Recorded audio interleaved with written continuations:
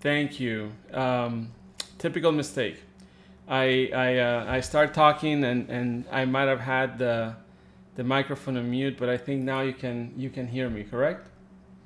I'm pretty sure you do. So I'm gonna start from the beginning.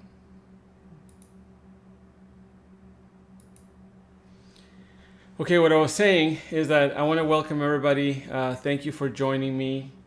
Um, I decided to do this transmission on YouTube because some patients and people that wanted to see my videos, they don't have YouTube. Sorry, they don't have Facebook, which is the typical way that I was doing it. So we're gonna try it through YouTube. It'll make it more accessible. Just a quick link will kind of get you to the live. So I hope that it can reach more people. As always, I'm trying to just educate and give my 2 cents on what I think is going on and what really matters and what's important to my patients and everybody else.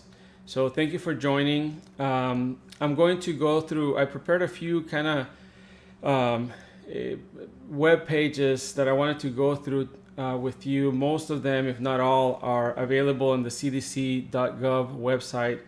And so at the end, I'll stick around and I will answer whatever questions you have. So let me get started with a little bit of information. I'm going to go quickly because all I want is just to present it in a quick fashion.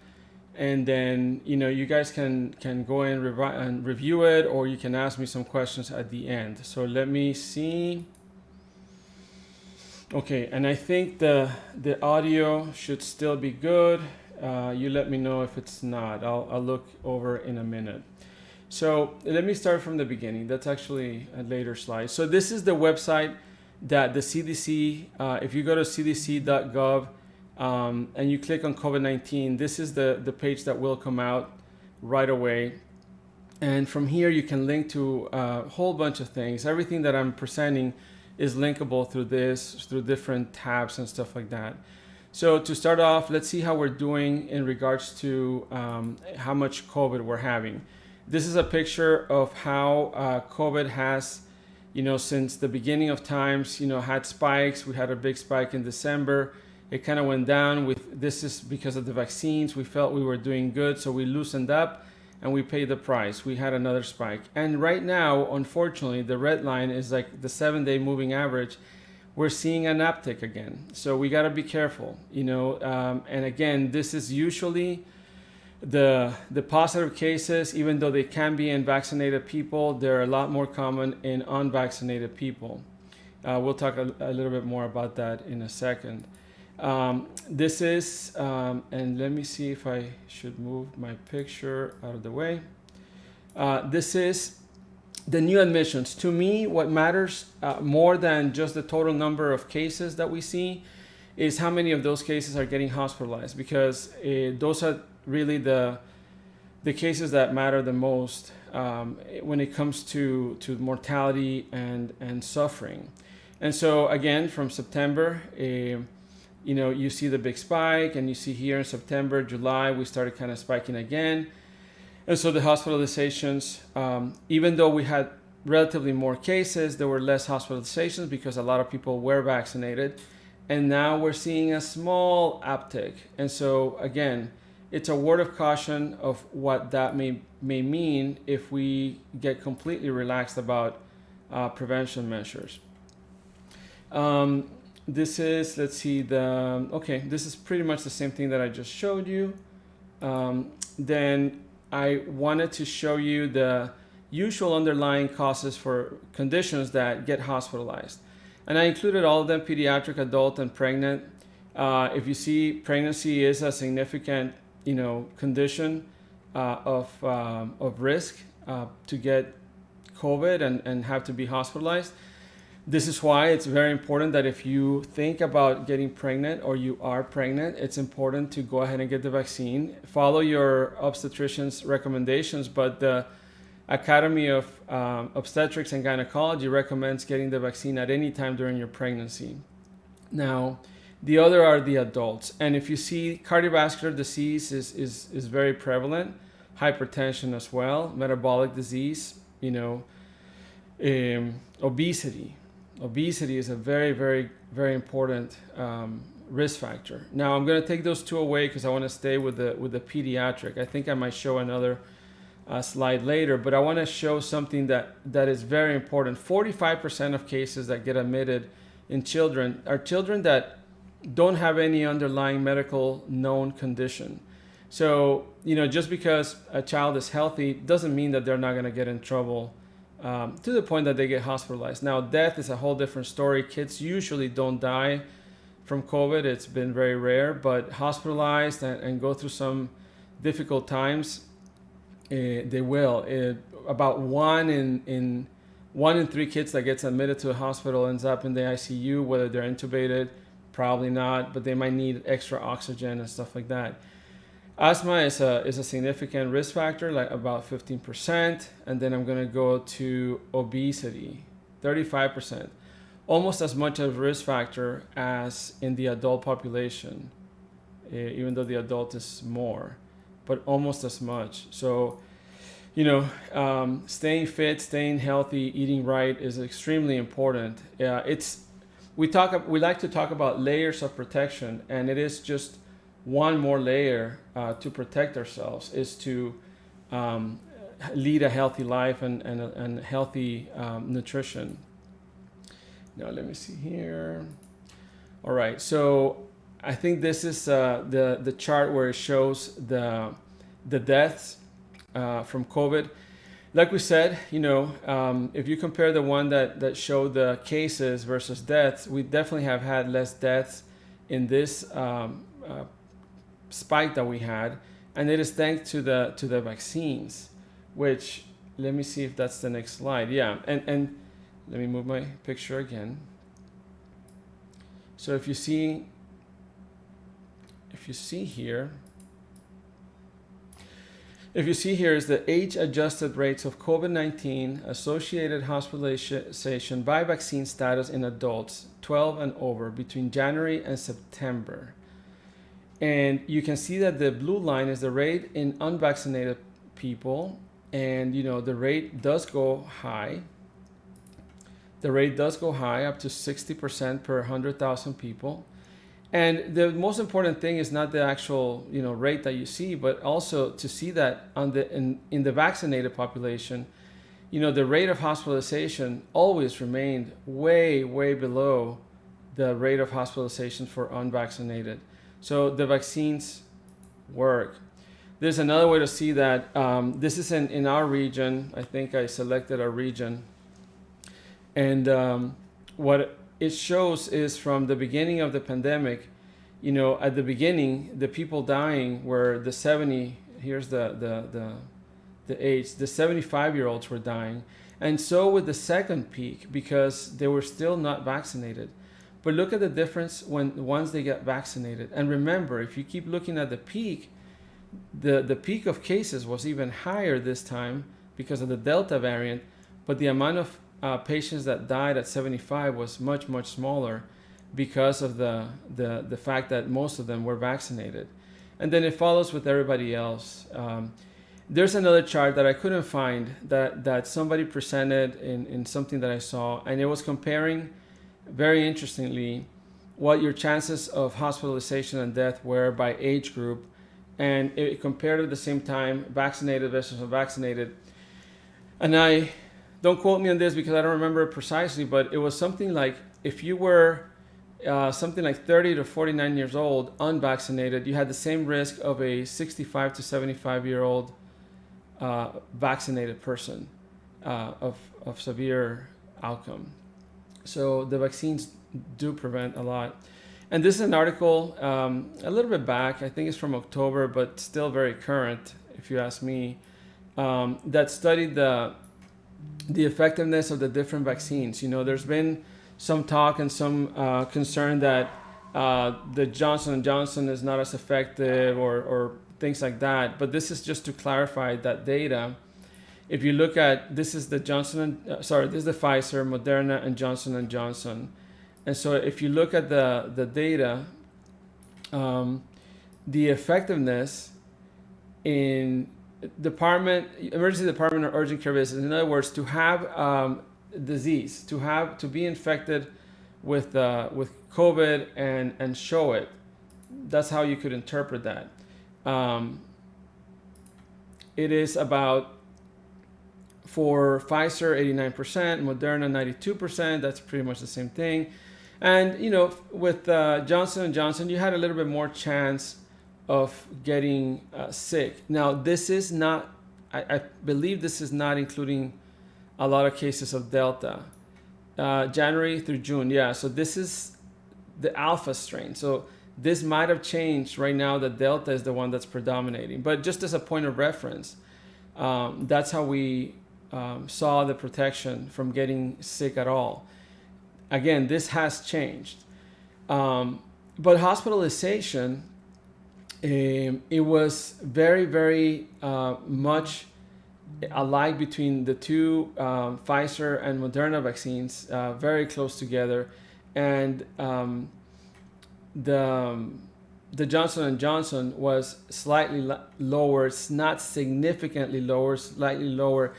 And I think, again, in this I'm not going to be able to be quoted, but I think that when it comes, at the end of the day, this is just a study, but at the end of the day, the statistics show that any vaccine prevents you pretty similarly against death and severe outcomes. So it's not that the Johnson & Johnson doesn't work. It works very well. This is the kit chart. I already showed it to you. I think this is just a more specific one. And then, talking about vaccines, let me scroll up on this page, because this is like the page where it talks about vaccines in children. It kind of tells you like what vaccines are approved, etc., how to find a vaccine, why children should get vaccinated. And I'll summarize it in this. The importance is to protect them. For sure, the vaccine, just like with any other disease that we vaccinate against, we are protecting the child. But at the same time, we're also protecting the community from getting that illness. So it's very important to vaccinate the children so that we can contain the coronavirus in the rest of the population. We're not vaccinating children. We're not sacrificing vaccinating children in order to be able to prevent it. No, it's part of the reason. And it is a very important reason, because we know kids are very unlikely to die. And even though they might have long-term consequences, even those seem to be a lot less than in adults. But they can still have consequences. There have still been children that have died from COVID, even with no pre-existing medical conditions. So it is a disease that we want to protect them against. And then, the same page in the CDC goes on to talk about, sorry, my phone is ringing, to talk about all the different things, if they're safe, and they are safe. For example, the famous myocarditis in this age group of 12 to 17, 54 cases per million doses. Think about that. 54 cases for every million doses. And these cases of myocarditis have tended to be less severe and what's called, self-limited. Sure, some kids have gotten sicker than others, but the majority have overcome that without any consequence and at the gain of getting protected against COVID. Because remember that COVID can cause also myocarditis. The dosage right now for the Pfizer is a third of the adult dose. And the reason it's a third is because when they did the studies and they compared the different efficacy, if they give this dose to kids versus the dose that they give to adults, they were able to bridge it. In other words, the smaller dose was able to give the children the same amount of protection that has already been proven in an older population. And that is with a third. And I know that Moderna is either half or 1/4, depending on the age of the child, but those are not approved yet. They're still being studied. And a small piece of a parenthesis, the Moderna trial is still going on for kids 6 months to 5 years of age. So if you have a child in an age group and you want to participate in science and help get this vaccine approved, please contact the office and we'll get you set up. We still need volunteers. The study is going on until, I believe, mid-December, because nationwide there's been a little bit of difficulty finding volunteers. Not because there's anything wrong, just people don't have COVID in their mind so much. Possible side effects, same as adults: pain, redness, swelling, and then tiredness, headaches, muscle aches, fevers, and chills. It's usually more with the second one. And then this is like the webpage that they're asking you to sign in to follow the side effects and be able to report them so that they can track them. It's very important that if you have a side effect, you report the side effect. That is how we came to find out about myocarditis, and that's how we come to find out about anything else that may be going on with the vaccine. That is what I had prepared today. Just kind of give you a quick recap. I did also want to briefly talk about what I am seeing in the office, and what I'm seeing is right now there's very, very little COVID. We shouldn't let our guard down. That could change any moment, but at the moment there is very little COVID.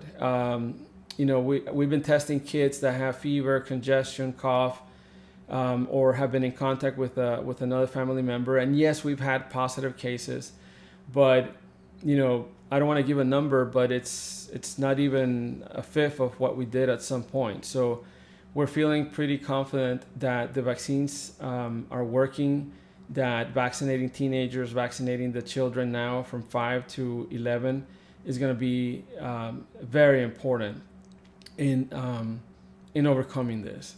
And so let me just briefly jump to that. I do encourage wholeheartedly that you vaccinate your kids starting at 5 years of age.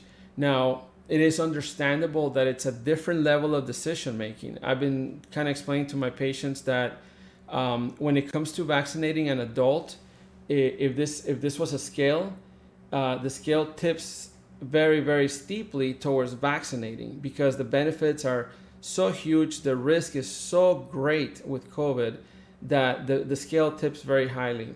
When it comes to vaccinating kids, the scale tips. It's not as profound, but it does tip. There's still a recommendation that has been thoroughly evaluated, including risk factors, benefits, etc. And the experts have recommended going ahead and giving the vaccine. So yes, it's understandable. The scale does not tip as heavily, but it is still tipped towards vaccinating. So please get your kids 5 and older to get the vaccine. To my knowledge, there has been no surprises. Everything has been pretty much on board with what the studies have shown. I'm pretty sure we're going to hear about a case here and there of myocarditis, because after millions and millions of kids get vaccinated, there will always be some very, very rare side effect to present. But so far, I have not heard that. It is a little bit early, but it's not anywhere in the news or in the medical literature that I see. So all right, I don't know if you have any questions. The dose of Pfizer, I'm gonna keep talking until I get some questions. The dose on Pfizer is a third. The typical dose for adults is 30 micrograms. And in children, it's a special vial. It's got a different color top. I think it's orange. And it's about, I believe the dose is 2.2 mLs, which is 10 micrograms of the mRNA component.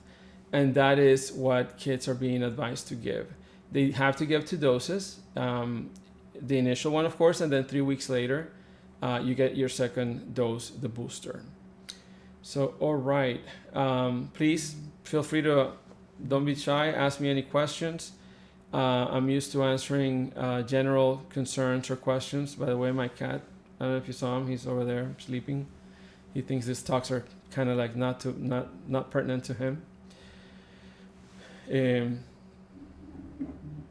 The clinic, I've been able to modify a little bit on the guidelines that we were using. There was a time that we were not allowing anybody to come in if they had cough, congestion, fever.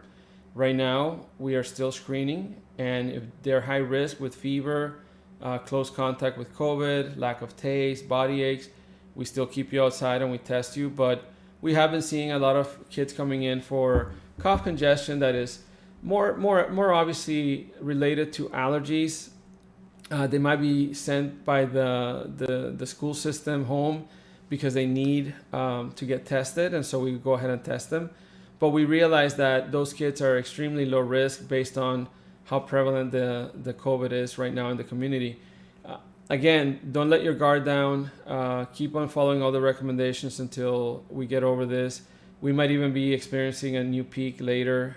Europe is starting to peak, and as you saw, the United States as a whole is also kind of starting to race again. Very important, if you have not as an adult vaccinated, to go ahead and vaccinate. If your child meets criteria to vaccinate, please vaccinate. That's the only way we're going to stop with this nonsense. All right, so let's see. So Celeste, I think that's the first question. Celeste, are there COVID vaccines for kids? Yes. Could you zoom in? Not sure what you mean, if to literally zoom in or what. Sorry, I probably missed that when it mattered. My son had COVID back in December 2020. Are his natural antibodies higher than the vaccine can provide? Well, look, I don't know about your son. There have been studies comparing the COVID vaccine and natural immunity. There will be some people that get natural COVID and they develop a very robust immunity. They don't get sick again.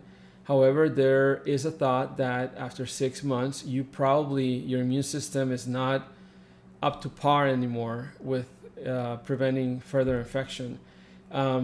They've shown in adults that the response can vary quite a bit. In other words, where somebody gets sick and they develop a very robust response, somebody else gets sick and they hardly produce any antibodies, so they continue to be susceptible. I know at least of one person that's had it 3 times. That's not typical. More typical would be having it twice. But again, what the vaccine affords you or your child, if they've had COVID, is a more standardized level of protection. Something that we can tell you, the majority of people that get the vaccine reach this level of protection. There's studies that I didn't prepare right now that demonstrate that. So it's still recommended to vaccinate within 3 months of the infection, actually. That's what the recommendation is. What do you need? What is the process for the child? Erica, I'm not sure what part you're asking, but there's plenty of places that are placing the vaccine. One detail about this vaccine is that it comes in a vial of 10 doses, and once you open the vial, you have about 6 hours to give them all. So that's why it's very difficult to just allow patients to walk in and get it. My approach, in order to not waste vaccines, is to go ahead and have them scheduled on particular days where I want them to come in between a particular time and then get their vaccinations. That way, I waste as little as possible, if nothing at all, hopefully. Also, do you have vaccines ages 5 and up? Yeah, 5 and up, actually. Excuse me. I'm not promoting Campbell soup, but that's my biggest cup, so I like it. Yeah, so Charlie, your son is only 3 years old. It's going to be a while probably before they approve that, because I can tell you from Moderna's standpoint, the study's still going. That's what I mentioned a little bit early, that we're still needing volunteers to participate in the study. Moderna itself is giving a fourth of the adult dose to kids from 6 months to 5 years of age. Why don't we test 5 to 6? Because they can already get the Pfizer, so we're not doing that age group anymore.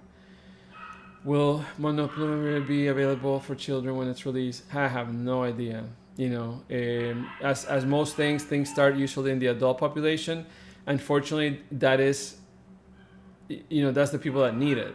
and kids usually do very well regardless of any approach. There's really nothing that you can give kids to make them get over sooner or better. Good nutrition, physical activity, good sleep. That's the basis of good health always. So we'll see with all these medicines. I mean, Tamiflu, this medication may be comparable to Tamiflu, maybe better, maybe worse, but only time will tell. You know, like what I think people are understanding is that studies are based on a certain group of people with a particular amount of exposure or a particular amount of health conditions. Once a medicine comes out, there's always a trend where, like, let's say this medication, and right now it's the panacea, and it kind of peaks out, and everybody starts using it. But then as time goes by, the experience shows that it's not as good as it really was thought to be. It doesn't mean that it's fraudulent or anything, but they start realizing that, well, it doesn't work as well in this population, or it doesn't work as well in that population, and it finds its niche. It kind of goes down, kind of bottoms out a little bit, and then it finds the people that really benefit from it. That happens across the board with just about every single medication out in the market. So it's to be expected that this will be the same thing. Okay, Erica, for your study, I did post on my Facebook page, and I'll post here a link to a form that I've been asking patients to fill out when they want to participate in the study, and we will contact you. We have a few weeks to go, so you should be able to participate. And I appreciate your contribution to science. It's really amazing. Yo participé in the study. What up? Okay, so there is at least one blood draw to participate in the study. In kids that are very small, it could be a finger prick. In older kids, it has to be a blood draw, and that's at least one blood draw. And then some children might need 2 blood draws, and that is a randomized thing that the study organizers randomize. In other words, nobody knows, it's just at random. And then they get the vaccine, but they also have there's a 25% group that it's called placebo. They don't get the vaccine, they actually get the salt water in their arm.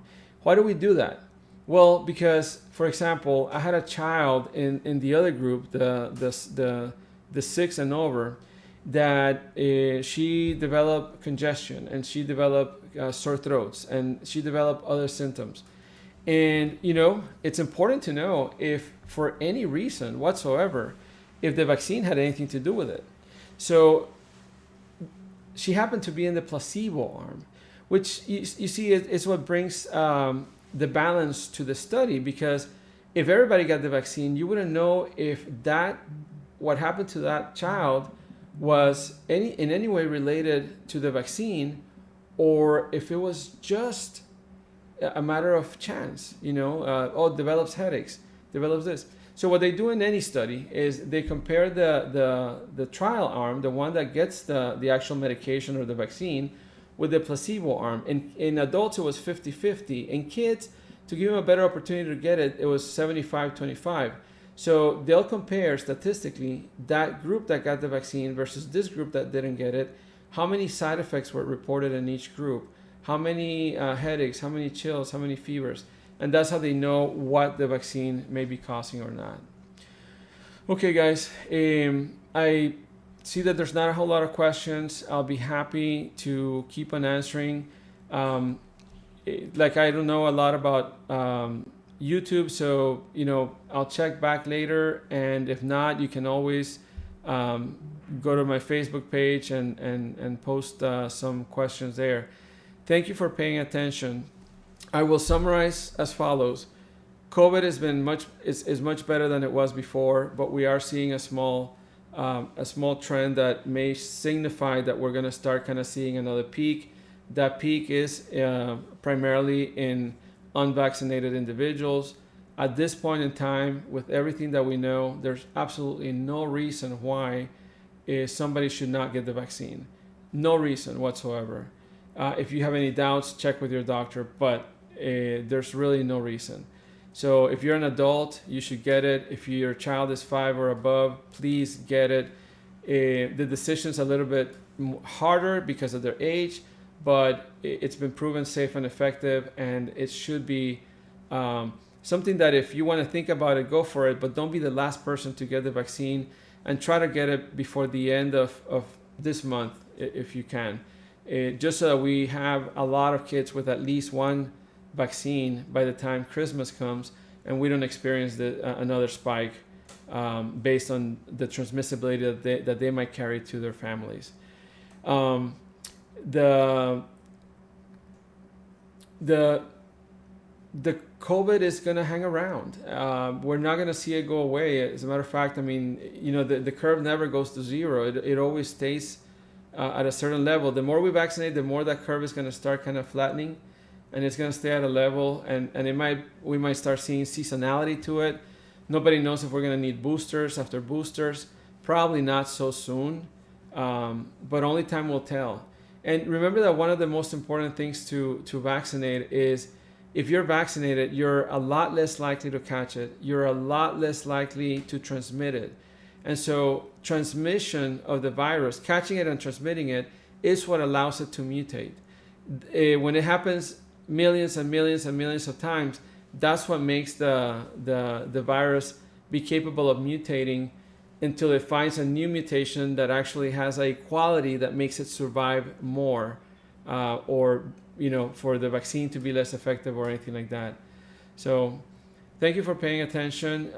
If you want me to talk about something, I am looking forward to start talking back about things that are more normal in pediatrics, newborn care, asthma, eczema, all these things that we need to talk about, not only COVID. So if you're not subscribe to YouTube, subscribe yourself so that if I have a live, you get the notification that I did a live. And thank you for paying attention. Have a great Saturday, and I hope to see you back soon. And so does my cat, who happened to wake up. And you all take care. Thank you for paying attention. Take care.